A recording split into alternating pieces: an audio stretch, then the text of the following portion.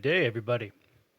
I hope this finds you doing well, and I hope you're ready for a discussion today on a topic that I have not yet covered, and that is on alchemy. And we did a little survey to see what you wanted to hear next, and I was surprised to see that alchemy was voted so heavily. We have an interest in alchemy. That's awesome. Now, the thing with alchemy to understand is that it, like the Kabbalah and other esoteric studies, there are it is a rabbit hole that you can go down for a long, long time and never really get half of or a quarter of everything that you could out of it, right? Out of an entire lifetime. It's a very deep subject. So to try to condense that into this, you know, 15-minute video would be impossible. And I'm not going to attempt to do that. But what instead we're going to do is we're going to give a little primer on what alchemy is, basically. From a Freemasonic standpoint, alchemy is steeped in very heavily through all of the rituals.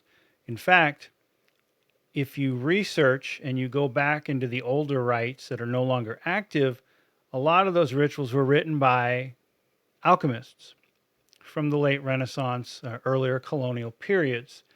And some allegedly contained the formula for the philosopher's stone, which we'll talk about in a minute. So the very basis of Freemasonry itself and the rituals themselves contain many, many allegories and metaphors for alchemical transmutation. And thus, if you do take a step into the Freemasonic world, even if you're not active in alchemy, you will, by virtue of participating, be a part of alchemy, as it were, and you will go through your own alchemical process from the very beginning, from the first night where you are amongst the earth element, all the way through the water element, the air element, and the fire element will combine. So let's talk a little bit about alchemy and what it is. So alchemy comes from the land of Chem, which is what Egypt was called before it was Egypt. So very ancient Egypt. Alchemy is one of the oldest, if not the oldest, science. And from alchemy has stemmed chemistry, and from chemistry has stemmed pharmaceuticals that we know today. Alchemy itself is essentially all about one thing, and that is the transmutation or the changing of one thing into another. That's alchemy in a nutshell. Now, alchemy deals with different planes. So you have physical alchemy on the material plane, and this is where you get into things like the philosopher's stone and turning lead into gold and things like that. Then you have intellectual and spiritual alchemy. So intellectually, above us, above the material plane, we have the etheric plane, which is what births all of the energies that make life happen. And above the etheric plane, we have the astral plane. And in the astral plane, this is where our second form essentially resides. And this is where our emotions and our intellect and our passions all reside. And at that level, at the intellectual level, you can have intellectual alchemy. And that anytime you go through the process of learning something, you are going through an alchemical moment. You're transforming ignorance into knowledge. And above the astral, into the spiritual planes, is where our true self resides. And where our true self resides, we have spiritual alchemy. And spiritual alchemy is what you'll also hear referred to as allegorical alchemy. And this is what we do as Freemasons, is we allegorically transmute our heart of lead into gold. So there are 3 different levels of alchemy, probably more, but those are the 3 that I'm familiar with. Now, they're all interconnected, just like our soul and our id or our ego and our physical body are all connected to each other. So too is alchemy. And the first thing people are going to say is, well, alchemy's all crap and it's garbage and it's not real. And, you know, alchemy, you have to understand, is the forebear of chemistry. So a lot of good things came out of alchemy that carry on to today. Additionally, alchemy is, as a mystic science, like any of the woo-woo, you have to understand that very, very few people reach a level where they can do those things at that level on the physical plane, where they can actually manipulate the physical plane. Allegedly, there are instances of proof. For example, over in, the old German emperor, over somewhere in Europe, over in that area, there's a museum and there's a medallion, and that medallion is made out of either lead or silver, but half of it's made out of gold, and that was allegedly a proof. There was an alchemist who proved to the emperor of that time that he could do what he did, and he turned half of this medallion into gold, and that's on display in the museum. And the names escape me, and I apologize, but there are instances where there are alleged proof. You know how that goes. I understand. I get it. I can't pull something off my desk and say, look, it's a gold coin that I turned, because I'm not capable of doing that. To perform those types of feats, you have to what they call achieve the Tifereth. And in the Kabbalah, the Tifereth is the center of the tree of life. That's your heart. And the Tifereth is where, once you've actually achieved it, that's basically achieving what Christ achieved, what Buddha achieved, what the Dalai Lama achieves. All of these figures that can do amazing things. They've reached that level where they can perform physical alchemy, which is why I would say very, very few people can do something like that, because very, very few people can get to that level as human beings. But that is an aspiration, or that is a goal that people work to.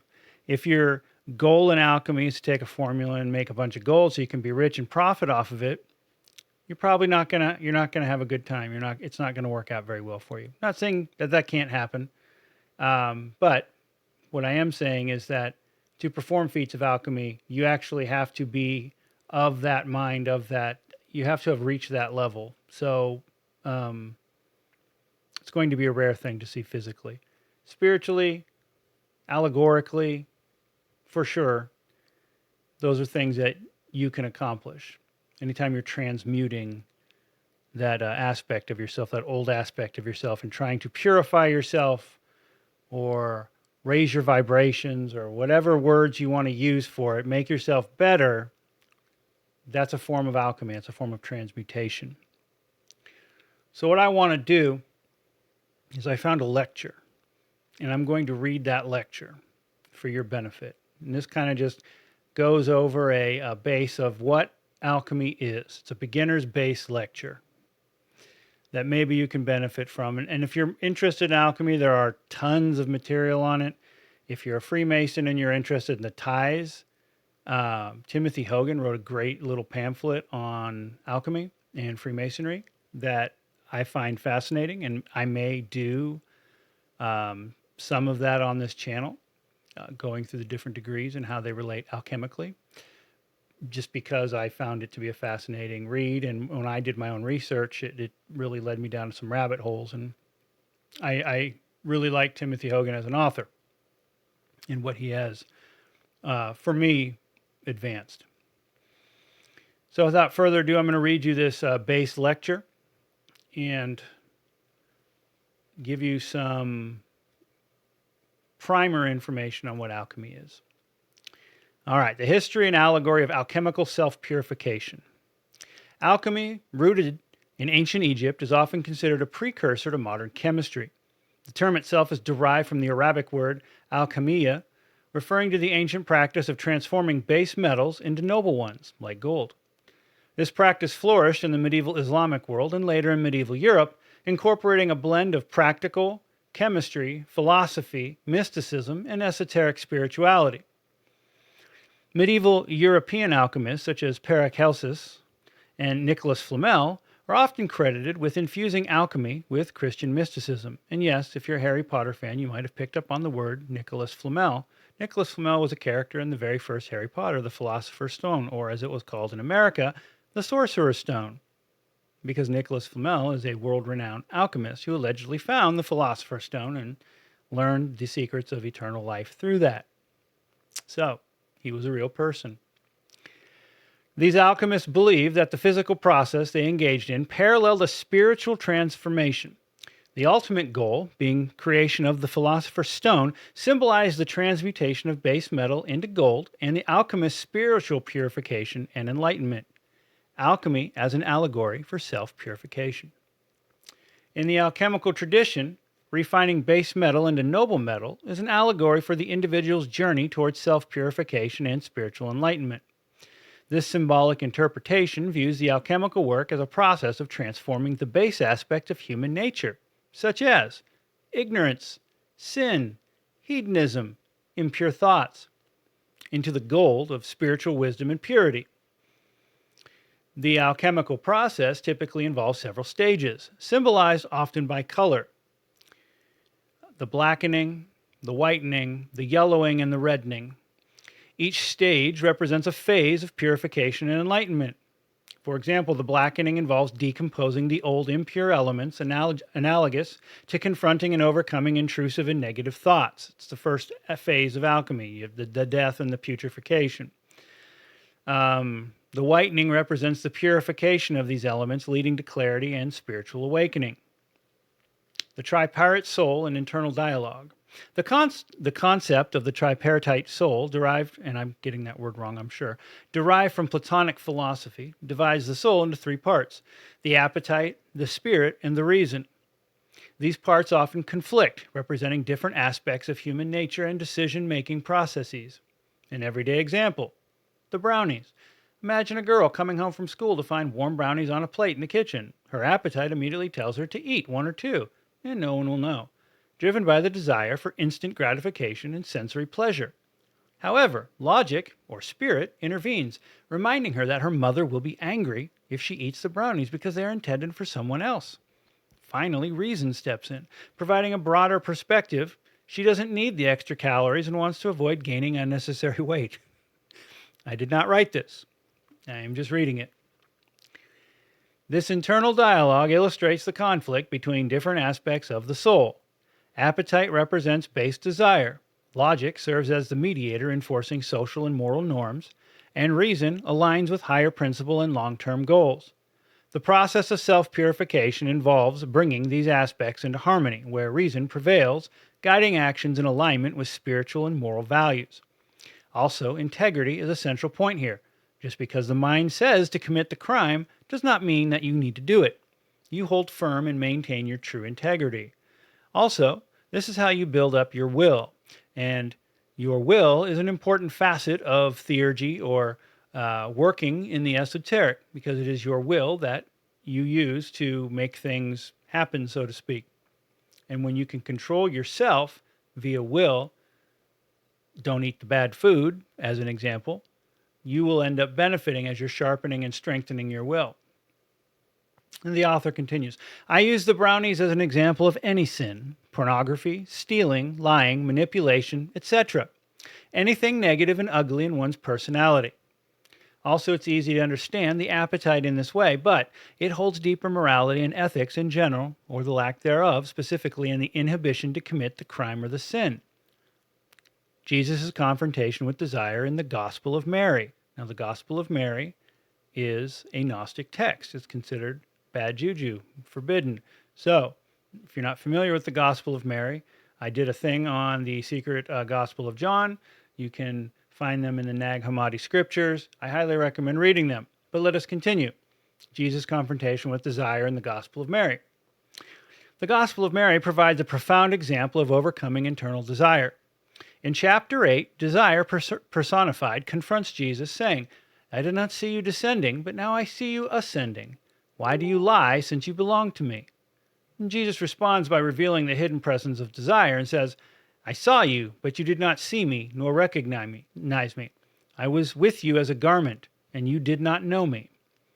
This passage signifies that desire was an unnoticed yet pervasive influence over Jesus' mind, tempting it towards sin, which is allegorical for all of us. In this context, desire represents the internal antagonist that must be overcome. It aligns with Plato's concept of appetite, the part of the soul that craves physical pleasure and base desire. Overcoming desire involves recognizing its influence and rejecting its temptation to attain spiritual purity and enlightenment. Intrusive thoughts and mental purity. Intrusive thoughts are unwanted, involuntary thoughts, images, or unpleasant ideas that may become obsessions and cause significant distress. In the context of alchemical self-purification, these thoughts are seen as the base elements that need to be transmuted.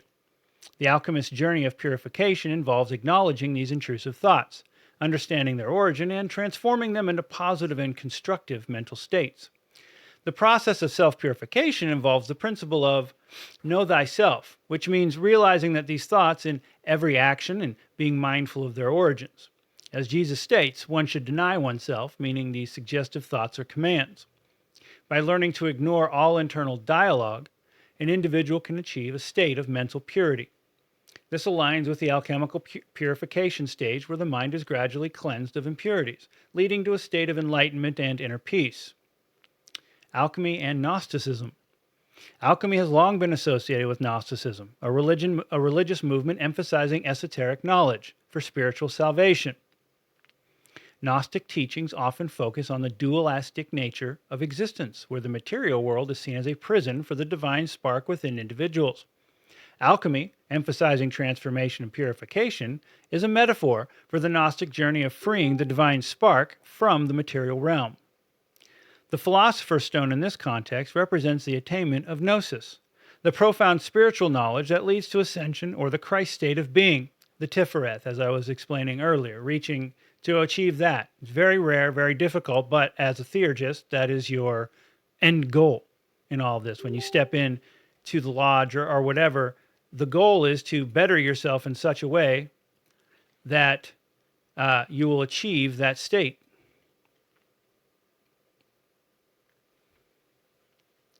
Essentially, completing union with the divine, transcending the material world, and achieving spiritual enlightenment. In summary, the historical practice of alchemy, with its rich symbolism and figurative meanings, provides a robust framework for understanding self-purification.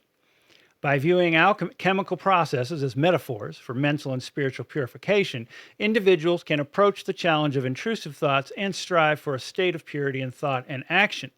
Alchemy's connection to Gnosticism further enriches this practice, framing the journey towards enlightenment as a transformative process of inner purification and divine realization. Okay, and that ends the lecture. So that lecture focuses primarily on the spiritual, allegorical use of alchemy, which ties into also the mental transmutation of alchemy. It's essentially the same thing, except that one deals with your spirituality and the other deals with your mental state. Now, then there's the material alchemy, and that is, what a lot of people are interested in. How do I turn lead into gold? There are a host of alchemical secrets, so to speak. Whether you believe in them or not, they exist.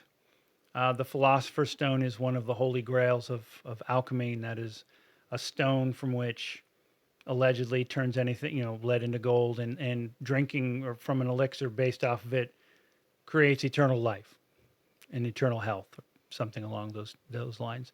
There's the universal solvent, which dissolves anything. There is mana, which is in the Bible, that is transmuting essentially gold and the finer metals into this powdery substance that not only can be eaten and is edible, but also serves as a conductor. It's a very conductive material, and they say was used to power the ark, and that there's multiple arks in existence. So those are the different esoteric windings when we get into the physical alchemy, and there's several other formulae and whatnot. I myself am just now starting to dabble in alchemy. There's many different rabbit holes to get into that have occupied my attention, But alchemy is certainly fascinating, particularly in how it interacts with the Masonic rituals. So again, I will probably in the future talk about those a little bit once I move through some other things that I want to get through on this channel. But that's alchemy.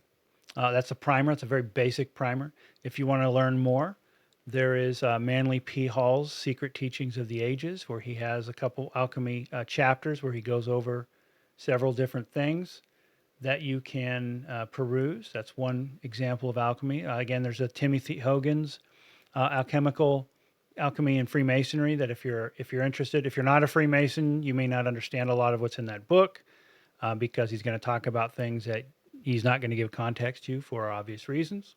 If you are a Freemason, you may find it fascinating. I certainly did. But otherwise, yep, there are. Israel Regardie has a couple books on alchemy that are very deep and good reads. So check those out. I'd love to hear your opinion on what you find, what you may know. Because again, alchemy is a very deep subject. I am not a guru. I don't know everything. I am a student. I am learning as well. So, as such, I love the conversation because the conversation is how I learn, and the conversation is how I grow with all of you. Thank you very much for watching. Be sure and tune in next time, as I have a project that I'm working on that we'll be going over involving the Kabbalah. So until then, stay safe. I will see you soon. Thank you.